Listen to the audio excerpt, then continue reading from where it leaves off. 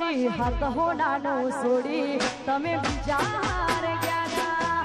કાશી આવશે એવા અમને સમાચાર મળ્યા હતા.